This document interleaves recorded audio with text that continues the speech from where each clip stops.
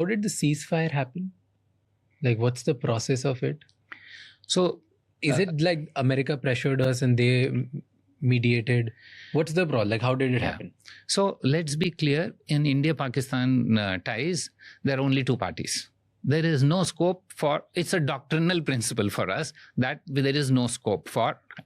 Now, it has been said that there were many countries who were saying, look, you all are our friends, please don't engage. So Saudi Arabia was engaged, UAE was engaged, Qatar was engaged, because they see a large amount of Indians, Pakistanis in their society also, and the US was also engaged. So in these sort of things, there are lots of messages passed on that, okay, they are saying, and they say, okay, you tell us. So our understanding has always been, yes, we have been communicating with everybody, saying the same thing, that if Pakistan stops, we are ready to have a ceasefire.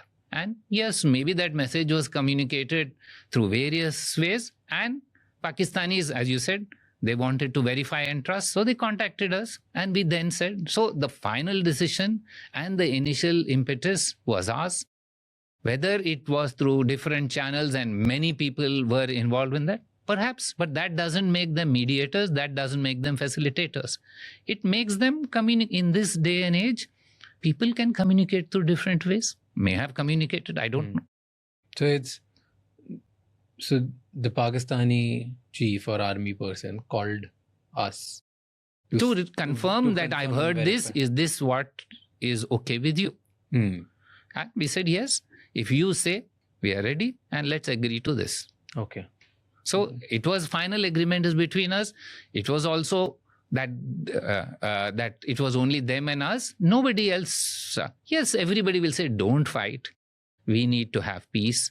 We need to, you both of you should work out. And that's not unusual for any country to say. We also say in other conflicts. So why is like POTUS asking for credit? So, you know, all my understanding of global issues is linked to understanding international relations. But to understand POTUS, you need a psychoanalyst. I mean, you need to understand what goes in his mind. Yeah. That I'm not competent, I must say. I haven't learned those arts. I've learned arts which are more conventional. But it was not him who did that. Okay. There was a badass move that you pulled a while ago, which was in regards to Pakistan. When Pakistani ambassador came, answered nobody. Chinese ambassador came, answered nobody. Like, I mean, took no question from the press. You went there and you said, I will actually take questions. You took 5 questions, right?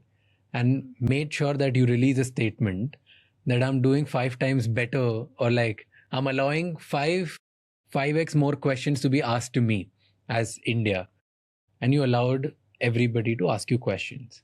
Few of them were Pakistani journalists. You went to Pakistani journalists, you shook hands, and you told them that stop war, stop terror, and then start dialogue, right? Because they were saying that when will you start talking about India and Pakistan, and when the dialogue will start.